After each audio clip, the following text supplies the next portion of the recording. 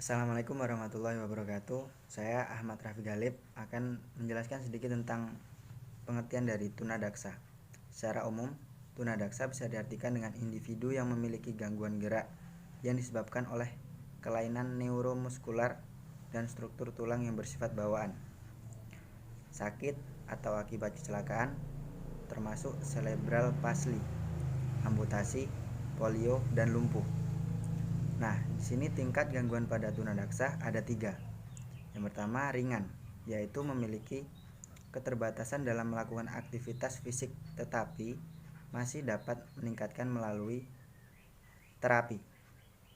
Nah, yang kedua ada sedang, yaitu memiliki keterbatasan motorik dan mengalami gangguan koordinasi sensorik. Nah, yang ketiga berat, yaitu memiliki keterbatasan total dalam gerak fisik dan tidak mampu mengontrol gerakan fisik. Baik, saya akan melanjutkan penjelasan dari teman saya mengenai dampak dari disabilitas daksa. Dampak yang dialami oleh penyandang tunadaksa yaitu berkaitan dengan pemenuhan kebutuhannya, seperti permasalahan sosial, baik yang berkenaan dengan dirinya sendiri, keluarga, maupun masyarakat yang berada di sekitar. Penyandang tunadaksa itu memiliki kecenderungan rasa malu dan tidak percaya diri karena dirinya merasa berbeda dengan orang lain. Ada gangguan fungsi dari anggota tubuhnya.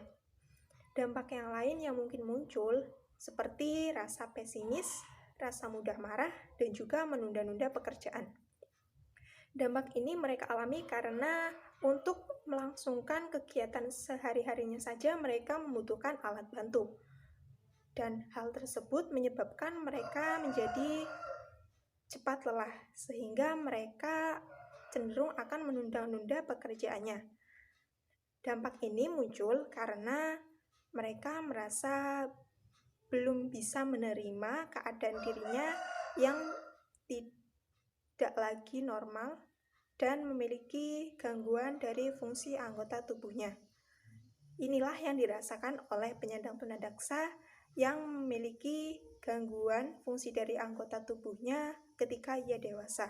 Berbeda dengan mereka yang mengalami gangguan dari anggota fungsi tubuhnya ketika mereka memang bawaan dari mereka lahir.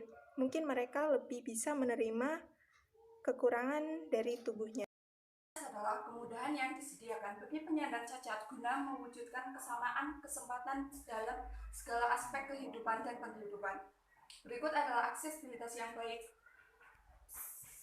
sebagai pedoman dasar untuk sarana dan prasarana, yaitu yang pertama kemudahan, yaitu setiap orang berhak mencapai semua tempat atau bangunan yang bersifat umum dalam suatu lingkungan. Yang kedua yaitu kemudahan, yaitu setiap orang dapat mencapai suatu tempat atau bangunan yang bersifat umum dalam suatu lingkungan. Yang ketiga yaitu kegunaan, yaitu setiap orang harus dapat mempergunakan mencapai semua tempat atau bangunan yang bersifat umum dalam suatu lingkungan.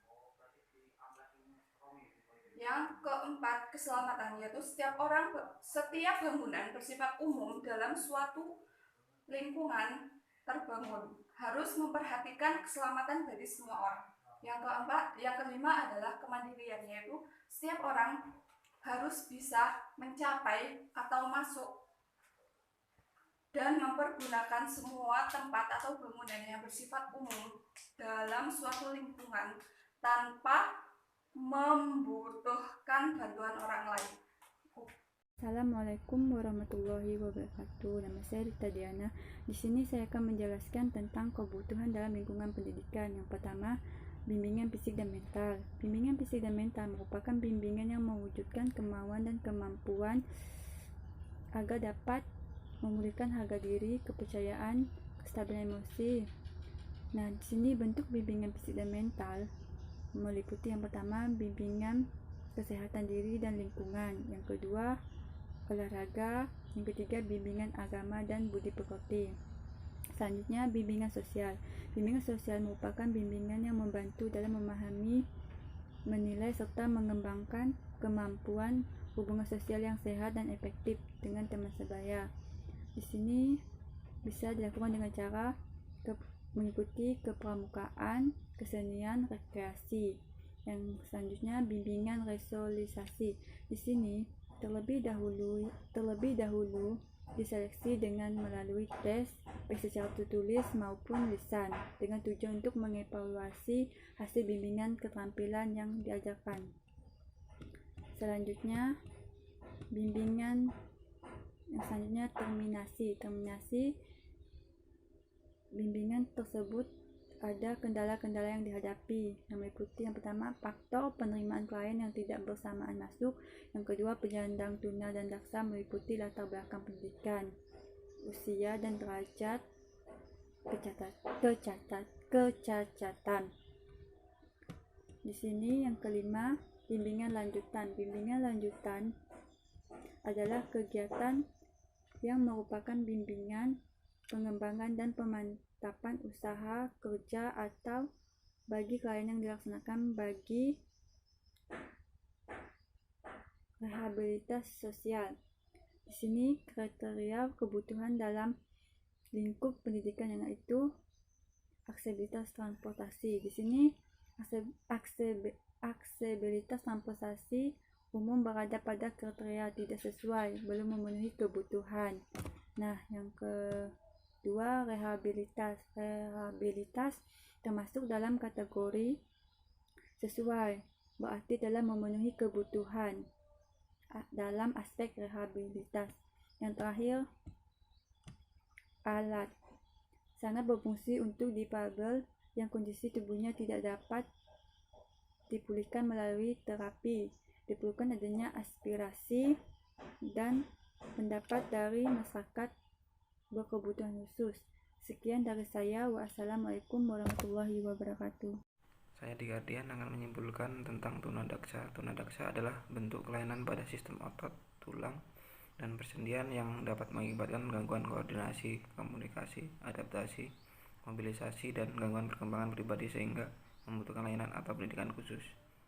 Dampak yang dialami oleh penyandang tunadaksa yaitu berkaitan dengan pemenuhan kebutuhan mereka seperti pemasaran sosial yang berurusan dengan penyandang cacatnya, keluarga maupun masyarakat yang berada di sekitarnya.